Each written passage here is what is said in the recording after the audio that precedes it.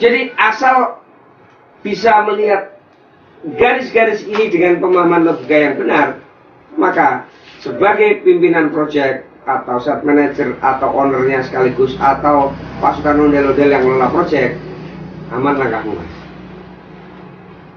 Karena dirimu menjadi tahu kekurangan duitnya berapa, plot kebutuhannya keuangannya tiap bulan berapa, cash ininya berapa, surplus defisitnya ketemunya ongkone piro. Ya tabulasi keuangannya, ini yang penting. Apa tanggal kelayakanmu kemarin kayak gini? Nah, yang pasti kemarin justru RAP itu nggak usah dipikir kelayakannya RAP. Konstruksi. Ya jelas beliau ngomong begitu, beliau itu hafal luar kepala, wong sipil ya pak. Jelas bener itu kalimatnya. Karena sesalah-salahnya beliau mau dibayarnya borongannya berapa seperti itu. Benar. Beliau memang saking kompeten ya. Sama ketika Anda tanya ke saya, marketingnya rasa dipikir, terus mesti payu. Nangkep? Ya karena saya marketing pak. Itulah gunanya menarik konklusi dari perspektif yang beragam tadi secara literal tadi. Begini pak. Nah kalau sudah, ini untuk mengukur kamu dipecat apa enggaknya itu. Kan schedule-nya, kapan ini mau dibuat nih? Rumit sekali ya Pak, siapa bilang nggak rumit? Kan ingat, berpikir rumit untuk menemukan cara mudah bertindak. Jangan kamu balik-balik, action dulu Pak, resiko pikir belakangan mbahmu. Aduh itu melihat di meja nggak apa-apa.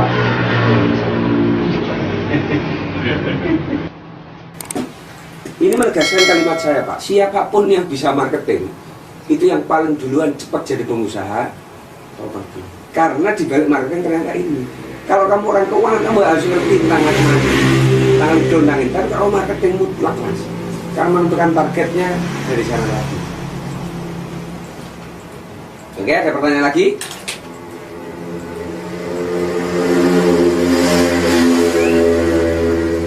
Ayo, pertanyaan lagi?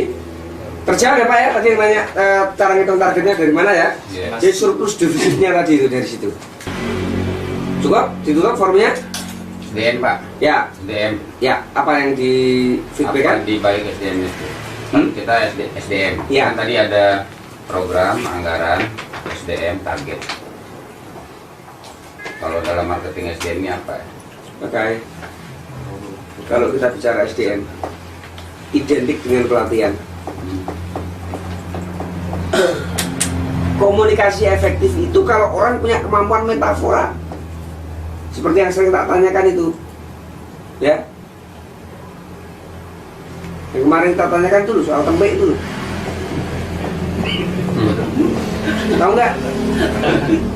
Tahu nggak tuh? Apa itu? Ya yang itu. Yang itu. Apa beli gambar? Gitu loh. Tempe itu kan saru bahasa Jawa, kelamin kan, vagina kan. Yang belakang. Iya. Tapi tempe itu bahasa yang artinya tepuk tangan di Riau, karena itu akar bahasa Indonesia. Jadi kak kamu bisa ngomong, mari kita melakukan tempe sorak yang sangat meriah di Riau, kamu dipeluk sama orang sana. Hebat sekali Anda ini sebenarnya Jawa. Betul. Karena paham akar bahasa. Tapi kalau ngomong di pengajian, monggo Bapak Ibu, sami tempe sorak, sami sareng-sareng, kamu dilempar pakai bahasa di Jawa. Gitu mas. Lu googling aja kalau nggak percaya. Googling nggak percaya. Tempe KBBI gitu. Betul itu. Itu contoh metafora. Jadi orang ngomong enak itu karena kayak metafora. Kalau enggak, suka ngomong tapi bahasanya membosankan, menjijikan. Gitu mas. Tidak usah soal Inggris. Kita melihat begitu rendah orang menyambut. Loh itu rendah. Padahal hiruk pikuk. Sibuk itu kan hiruk pikuk. Paham? Lalu lalang. Dan seterusnya. Itu metafora mas. Orang itu kalau kamu bisa membahasakan sesuatu dengan kalimat pengucapan yang berbeda dan bahasa yang berbeda, orang cenderung senang. Sekaligus kalau kecerdasan nangkep, Pak kok ngomongnya salu banget Pak, kok tepe Pak. Oh bodoh nah ini. Gitu. Karena itu panjang sebenarnya. Gus P.F. Sakai misalnya, sastrawan dari Riau. Ada orang ngomong muter-muter pahamnya setelah akhir kalimat, karena gayanya deduktif, lebih induktif. Ada ngomong jelas dek di awal, tapi kedengaran nggak masuk akal. Jeruk ini paling enak, wes toh. Masa sih jeruk kayak gitu paling enak? Dia ngomong lagi, jeruk ini paling enak, bukan hanya paling enak, bisa dimakan sama kulitnya. Ada nggak jeruk yang bisa dimakan sama kulitnya? Nah kan? Ada nggak Pak? Jeruk yang bisa dimakan sama kulitnya ada nggak? Ada. Ada. Yang mana, ayo? Kan menikah itu. Jeruk dimakan dengan kulitnya. Ada. Jeruk santang itu. Kalau kamu pergi ke Singapura, kamu pulang segini-gini, kok kamu makan sama kulitnya. Produk Israel itu. Masalahnya kalau jeruk sini doyan apa enggak? Kalau masalah bisa kan bisa Pak. Iya. Kalau jeruk itu cuma masalah doyan Jeruk apa santang. enggak gitu. Jeruk santang kamu bisa makan sama kulitnya segini-gini loh. Iya. Pertanyaan orang Israel itu. Nah, ada orang yang ngomong dek set seolah-olah mengundang perdebatan ketidakpercayaan karena gaya komunikasinya adalah deduktif. Orang yang punya ketokohan tinggi itu cenderung begitu, atau punya otoritas. Tolong semuanya diam. Siapa sih kamu ini banget orang diam? Tempeleng ngobrol kasih kok malah suruh diam. Gitu Mas. Paham ya? Ya jelas dia Kapolres. Ya anak buaya langsung dia kemana? Lah kamu nggak Kapolres, gayamu deduktif. Ya Pak, tolong dengarkan saya ngomong. Lu konsumen malah mau benda-benda. Lah kamu tetap milih balik sama konsumennya. Paham ya Mas ya? Nah itu orang komunikasi efektif itu ada gayanya. Pertanyaannya, kapan kamu belajar soal itu? Siapa yang mengajari? Gitu kan? Kalau aku mau, enak aja. Komunikasi gimana? Melatih keterampilan mendengar dan sebagainya. Ini Pak, kalau SDM itu Pak. Dari segi komunikasi ya. Dari segi perbankan ini. Dari segi legalitas ini. Kembali lagi kan kepada kalimat saya tadi kan, bahwa yang bisa marketing itu jadi pengusaha properti duluan. Nah, dia belajar semuanya ya Pak. Karena kalau nggak diyakinkan lah gimana dong? Nggak akan mau dong beli. Nah, saya kalau ngajar itu tuntut begini Pak, kurikulumnya saya buatin dulu. Marketing gitu kira-kira Mas. Marketing sama broker kan sama saja. Ya beda. Tapi segaris maksud saya ya. Jadi Anda marketing perlu belajar product knowledge, service, pasca transaksi perlu, Anda jual beli perlu, product knowledge itu intinya. Kalau marketing Indo sama yang di luar sama? Ya kalau fungsinya mungkin sama-sama menjual ya, tapi rule-nya kan beda. Kalau kita sudah selesai melakukan riset marketing, tadi mindset-nya ya, pelajaran pagi tadi ya. Barusan tadi kita bicara soal riset pasar. Maka semua ide tentang program, anggaran, kemudian target lalu SDM itu dituangkan dalam bentuk namanya outline marketing. Outline. Ini merangkum semua aktivitasmu dalam 1 tahun. Atau seusia project gitu aja deh, gampang. Nah syaratnya Anda atau mengapa ini dibutuhkan yang namanya outline marketing ini, karena ini adalah bentuk pertanggungjawabanmu sebagai pimpinan penanggung jawab program marketing, atau sebagai anggota marketing, atau sebagai manajer marketing, sebagai apapun ya, untuk mengkerangkakan satu aktivitas tahunan. Di dalamnya ada program, di dalamnya ada target, di dalamnya ada keseluruhan dari itu tadi. Nah ini dokumennya itu namanya dokumen outline marketing. Isinya, ketika Anda ngomong soal quantum resident misalnya, ini kumpulan murid-murid murtad saya dan Pak Bambang. Jangan diikuti Pak. Entah yang saya sampaikan, itu lokasinya sampai UMY. Oh iya. Anak-anaknya Bapak Juru lewat depan saya, tak tabrak pakai sepeda motor. Maksudnya sepeda motor coloknya aku turun aja. Gitu. Murid-murid saya itu, murid-murid Pak Bambang yang murtad itu. Murtad dari Pak Bambang. Nggak bilang tau ke tempat saya, Pak ajari, bla bla bla bla, hilang itu. Panjang lah itu ceritanya, ya segitulah kira-kira. Kemeliti-meliti. Kalau ada yang kenal sampaikan, nggak usah khawatir. Kuantum, Pak. Ya, no? Oh. Utara MJ itu. Ya, kalau kenal sampaikan, bilang sama Ali, gulai sama gurumu, kejarannya murtad. Katanya dokter-dokter nih, Pak. Ya, iya, dokter-dokter. Dulu tuh hampir kediri semua. Ya beli tanah, ya kayak gini nih, kumpul-kumpul patungan, pakai duit dosennya 1,6 miliar, beli tanah, pinjem PT-nya orang Bandungnya hilang. Ya saking gobloknya, tak pakai pinjem PT, tak urai satu persatu. Tak kirim stafku 2 orang, tak buat no PT, terus tak kuarani, tak bawakan Cak Sakir sama Kanda Duralek di mall sana. Pokoknya ngawur-ngawuran aja, kamu gak mau tanda tangan Pak pukul di tempat. Segitu aja, yang orang Bandungnya itu tak suruh lepas kayaknya, akhirnya kembali ke anak-anak itu. Terus orangnya yang punya tanah tak negosiasi, ini tolong, ini hampir menjadi korban. Nah begitu licin mereka jalan lupa. Terima kasih aja deh, kan keren. Padahal kalau soal hak ada sekitar 780 juta itu alokasi yang harus saya terima. Ya kayak ini lah ondel-ondel begini. Jadi saya tuh ngajarin ondel-ondel itu udah bukan kali 2 kali. 700 bos. Waktu tahun 2010 kok. Ondel-ondel beradab di sini. Ya amin aja lah. Amin insya Allah ya. Datang ke sini dan tulis ini insya Allah. Insya Allah.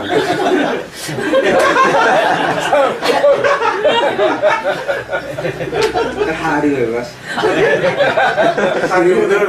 Menyenangkan nanti. Jadi kira-kira begitu Pak ya. Jadi kalau kita ngomong soal quantum resident, Anda adalah orang yang paling tahu tentang pertumbuhan properti di kawasan ini. Intinya begitu. Anda ngomong tentang Depok residen misalnya, ya karena proyekku di sana misalnya, Anda adalah orang yang paling mendayu-dayu bertutur tentang Depok residen. Anda punya proyek di Kaliurang Village misalnya, juara. Jadi abstraksi ini adalah pamer tentang tentang kualitas pemahamanmu terhadap wilayah di mana proyekmu itu berada.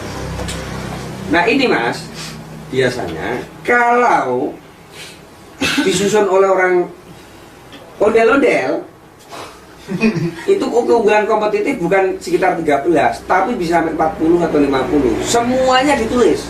Akhirnya tidak bisa membedakan antara keunggulan kompetitif atau sebatas informasi checkpoint lokasi. Contoh, misalnya strategis dekat kampus UMB, di situ ada pom bensin ditulis dekat pompa bensin.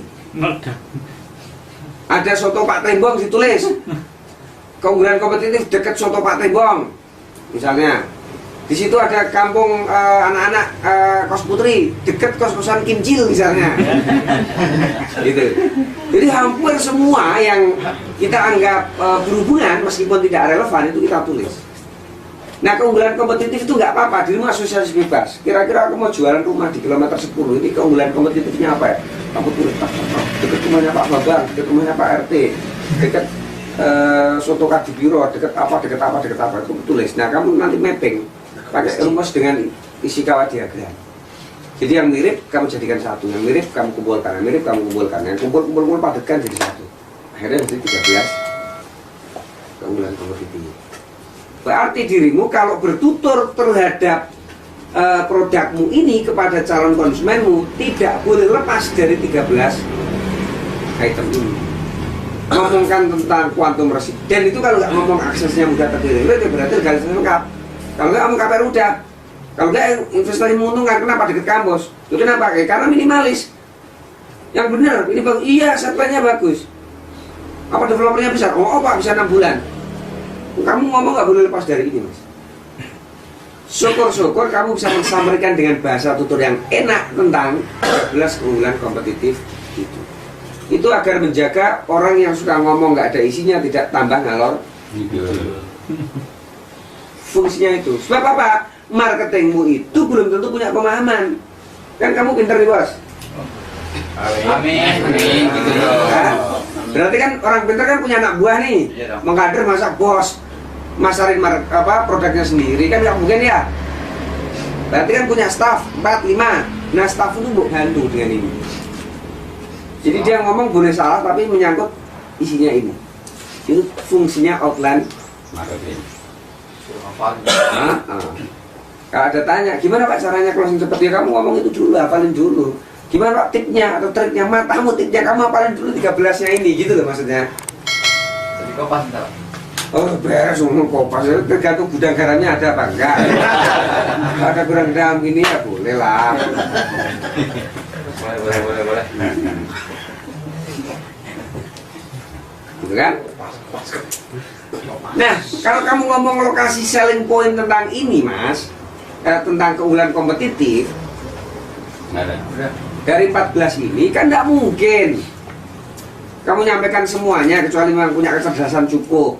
Karena itu pilih beberapa saja dari keunggulan kompetitif menjadi selling point. Di antara 13 keunggulan kompetitif itemnya itu tadi, mana yang paling kuat? Satu yang paling kuat dan menarik kita juga adalah karena kuantum residen lokasinya strategis. Karena kenapa? Dekat dengan UMY. Itu headline-nya gitu, angle-nya. Cara pembayarannya mudah. Kemudian investasinya menguntungkan. Gitu. Kita ambil 3 saja. Jadi kalau kita ngomong soal kuantum, akhirnya kita ngomong soal lokasi perumahan yang itu loh strategis. Lokasi yang perumahan itu loh yang cara bayarannya mudah. Lokasi perumahan yang menguntungkan itu loh. Kenapa menguntungkan? Dekat kampus Pak. Lulus jual lagi mahal Pak. Berapapun harga dibayar Pak nanti kalau usahanya. Nak dokteran misalnya. Jadi gua beli sekarang harganya 600. Dia 2 tahun. Bisa 3 miliar Pak. Tenangnya masih iya udah saya. Itu. Karena dekat kampus. Itulah yang namanya selling point. Nah, selling point itu kepada siapa kita komunikasikan. Kalau kepada mereka di sini, berarti medianya apa? Caranya bagaimana? Di mana mereka berada? Itulah yang disebut sebagai aktivitas sales langsung. Aktivitas promo. Kalau promomu nggak menyasar mereka, Mas, ya percuma. Contoh nih ya. Kira-kira kalau gini nih, baca majalah Femina nggak? Kalau segmen dulu, ya kan? Nah, baca atau tidak baca, analisa baru putuskan. Baca majalah Sarina nggak kira-kira segmennya? Jadi ketika segmenmu ketemu kriterianya, apa perilaku kecenderungan dominannya dalam hal media? Kan gitu. Apakah perlu iklan di koran nggak untuk menjangkau ini? Kita koran apa event? Kan gitu. Pada saat ada orang tua mahasiswa datang pas inaugurasi, kau bikin stand di situ, itu lebih efektif dibanding kau pasang iklan di KR. Itu kenapa kita milih event sales langsung atau promo? Karena ketemu target pasarnya, Mas. Nangkep ya logika marketing runtutannya, nangkep ya? Dan ini buat.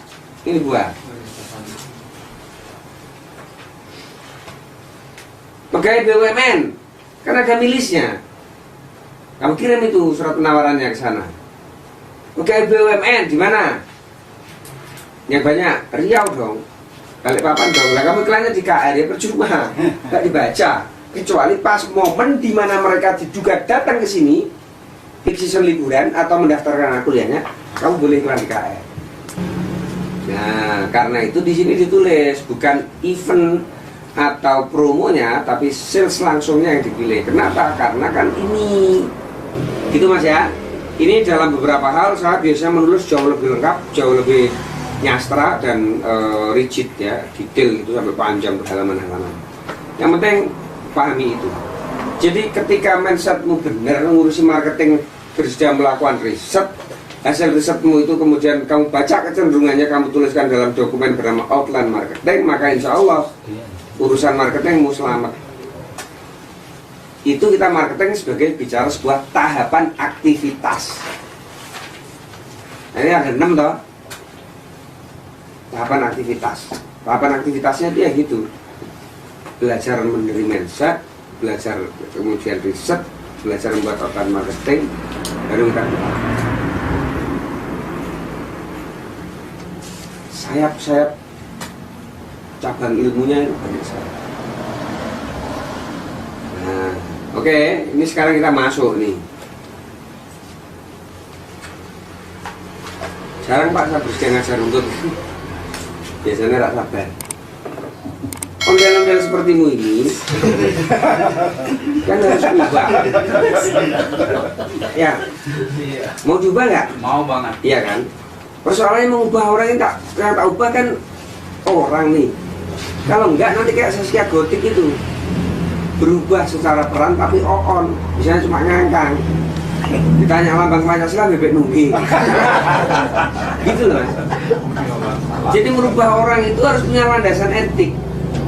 Karena kalau ada landasan etik itu belum pakai, kenapa Anda merubah saya? Memang saya bisa pakai ubah. Saya kan hanya minta belajar marketing, enak aja Pak Akil. Orang tua saya aja nggak pernah mau ubah-ubah karakter saya. Silopa Mas. Ya kalau aku merubah itu setelah kamu mempercayai begitu besar kepadaku, Pak Akil saya tolong diubah supaya jadi hebat marketing. Ya kalau aku mampu mengubahnya, punya pengalaman. Kalau ternyata jadi kelinci percobaan, itu Mas. Itu dalam bahasa ilmiah disebut modifikasi perilaku. Itu ada mata kuliahnya Mas. Jadi saya tuh kalau mau ngajar tim itu tuntas Mas. Tuntas. Aku boleh nggak mengubah orang ini? Yang aku ubah karakternya apa skillnya ya? Jangan-jangan karena jengkelnya nanti karakternya tak ubah. Padahal aku sebetulnya mau niatnya mau ngasih dia skill lebih baik gitu kan. Karena jengkelnya karakternya tak ubah. Kan nggak boleh. Nah itu tadi cuci otak ya. Dari storynya kebablasan. Jadi mekanisme psikologi itu berbeda Mas. Tak tanya sekali lagi Mas. Mana lebih enak ikan cakalang apa ikan nila? Cakalang. Iya kan? Ada yang suka ikan nila nggak di sini? Ya, saya Kalau kamu tanya orang Jawa Barat atau orang Magelang di Jogja, kamu kasih ikan cakalang dia tidak akan makan.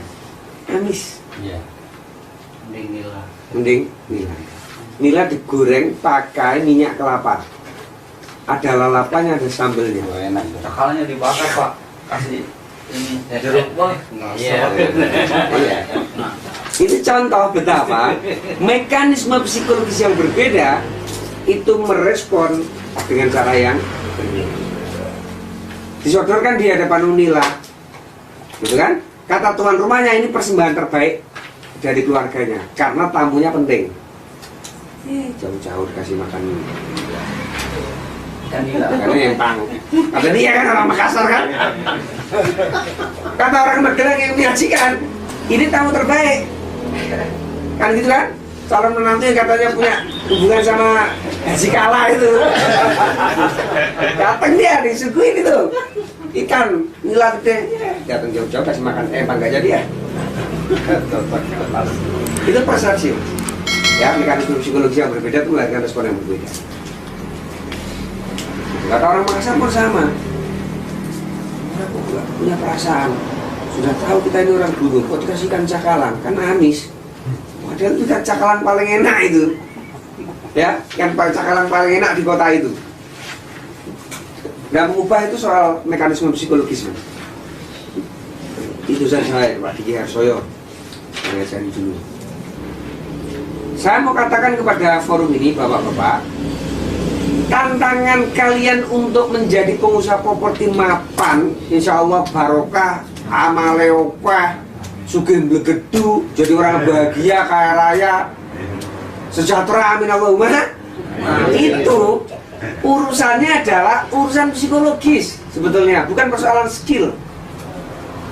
Gitu loh Mas. Pengalaman saya mengajar banyak orang, 3.500-an orang yang pernah belajar di kantorku selama bertahun-tahun, sampai sekarang sama masih ngajar sampai siang ini. Itu sebetulnya kalau bisnis bisa berhasil, faktor yang mengakselerasi pencapaian itu dengan cepat, ya, faktor determinannya itu aspek psikologis. Karena rata-rata kita ini produk rusak secara psikologis. Sebagai orang timur yang sangat beradab juga tidak lagi. Mau di Makassar itu tidak beri panah-panahan, ya kan? Ya, mau di Jogja nyatanya ya bunuh-bunuhan juga. kemarin, ya kan? Anak Iya dirampok.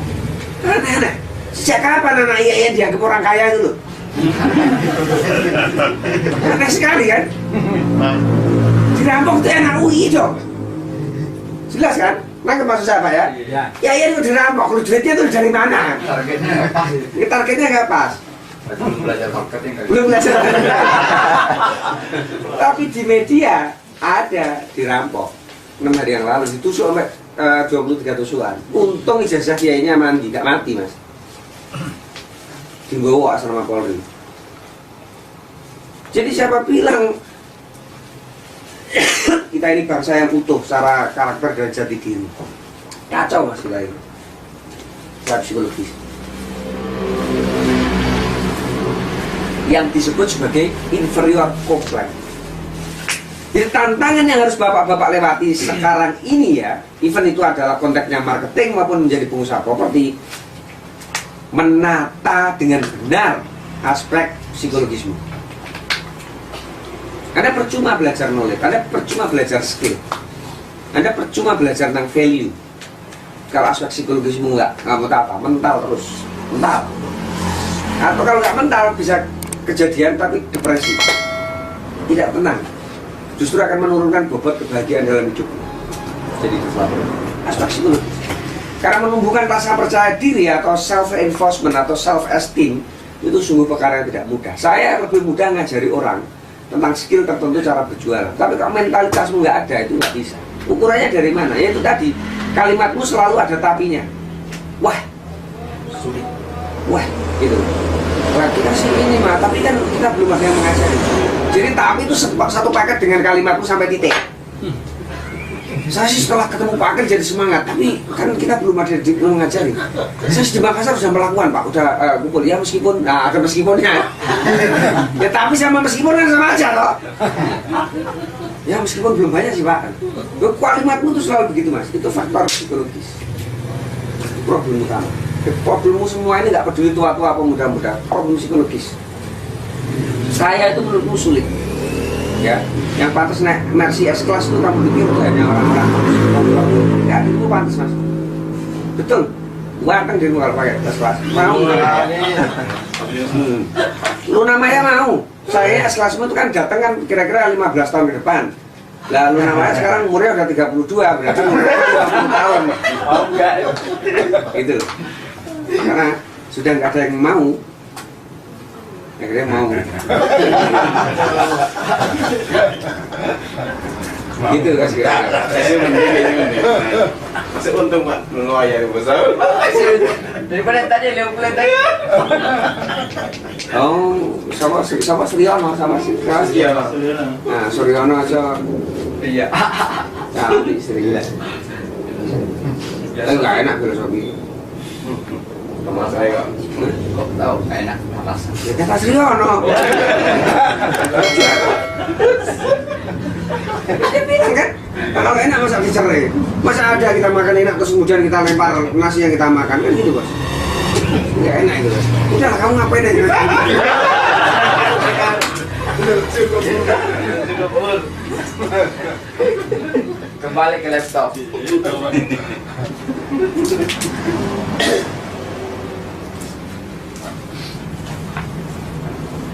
Oke ya Pak ya.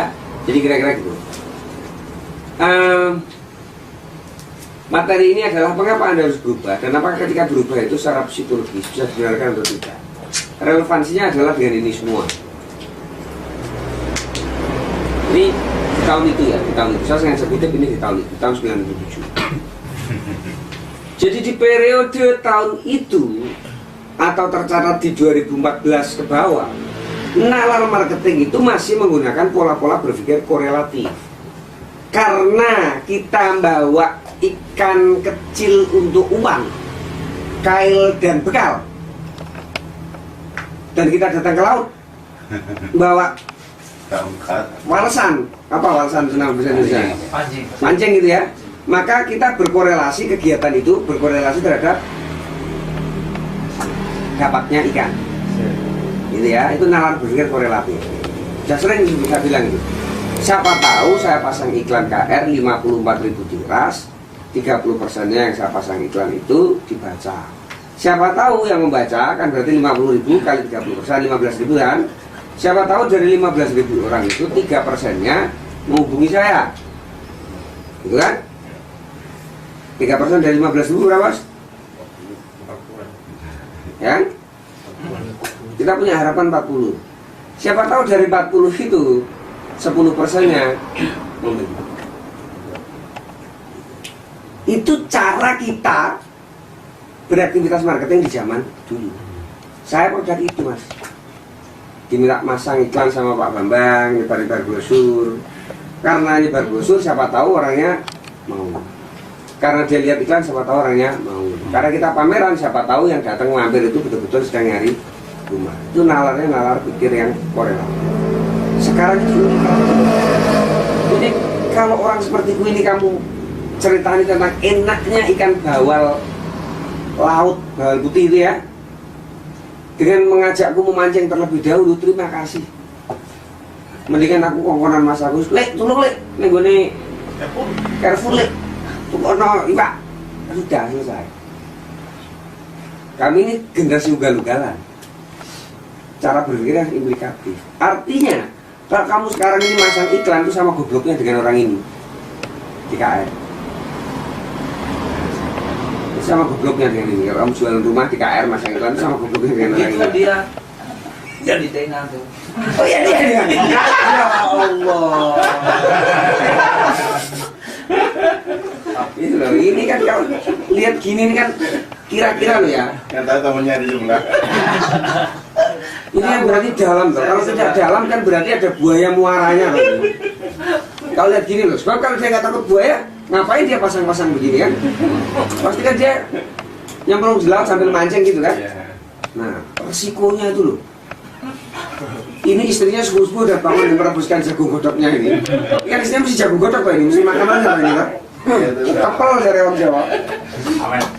Nah, hanya untuk makan ikan aja loh. Dia udah siksa istrinya dari subuh pagi buta. Goblok sekali ya, datang ke sini lah beres. Itu namanya nalar korelatif. Yang ini nalar implikatif. Nah, kaitannya dengan ini tadi Mas. Di masa lalu itu kejadian marketing itu begini Mas. Kalau kamu sekarang ngobrol aja di luar konteksnya, berbusa-busa, nggak closing malah. Sekarang kamu pasang di OLX, orang yang buka OLX berarti orang yang mau jual rumah. Atau orang yang mau beli rumah. Ya sudah langsung di situ kamu lakukan perjumpaan. Kamu udah usah cerita panjang lebar. Ya sudah, terangkan aja produknya. Oh, kenapa mesti kan bapak sering bilang 70 listing, kenapa harus 70 listing? Ya, Apa ada angka keramat? terserah aku dong. Aku yang ngomong 70 kamu tanya. Terserah aku dong. Emang keberatan lo? Kadang-kadang ada hitungan-hitungannya, oh ini 70 ini angka yang mantep ini gitu kan. Betul. Secara bukan secara mistis ya, logis gitu. Ya gampang aja toh. Ini loh masalahnya. Ondel-ondel itu gini. Nah, dari pagi aku udah ngomong kok.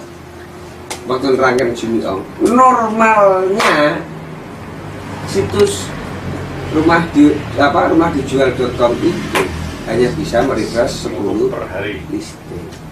Kalau 10 kali 1 minggu berapa angkanya? 70. Iya kan?